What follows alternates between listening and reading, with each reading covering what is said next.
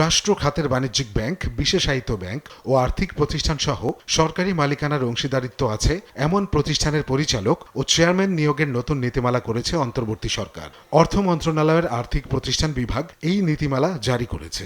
সম্পূর্ণ রাষ্ট্রীয় মালিকানার বাইরেও সরকারের শেয়ার আছে এমন বেসরকারি ব্যাংক ও আর্থিক প্রতিষ্ঠান আছে 16টি। এসব প্রতিষ্ঠানে চেয়ারম্যান ও পরিচালক নিয়োগের জন্যই প্রযোজ্য এই নীতিমালা।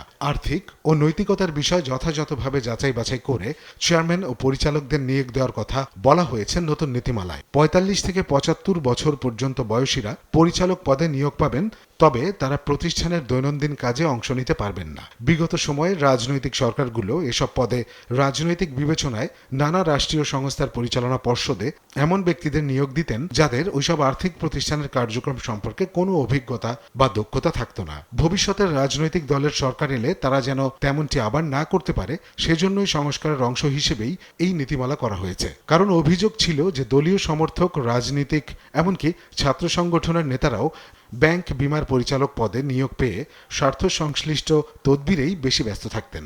ঋণ খেলাপি ও কর খেলাপি হলে এবং 10 বছরের প্রশাসনিক বা ব্যবস্থাপনা বা পেশাগত অভিজ্ঞতা না থাকলে কেউই ব্যাংকের পর্ষদ সদস্য হতে পারবেন না। ফৌজদারি অপরাধ বা জাল জালিয়াতি, আর্থিক অপরাধ বা অন্য কোনো অবৈধ কর্মকাণ্ডের সঙ্গে জড়িত ছিলেন বা আছেন এমন কেউ পর্ষদ সদস্য হতে পারবেন না। দেওয়ানি বা ফৌজদারি মামলায় আদালতের রায়ে বিরূপ পর্যবেক্ষণ বা মন্তব্য থাকলে এবং আর্থিক খাত সংশ্লিষ্ট কোনো সংস্থার বিধিমালা, প্রবিধান বা নিয়মাচার লঙ্ঘন করে দণ্ডিত হলেও পর্ষদ সদস্য হওয়া যাবে না। একটি ব্যাংক বা আর্থিক প্রতিষ্ঠানের পরিচালক থাকতে কেউ অন্য কোনো ব্যাংকের পরিচালক হতে পারবেন না।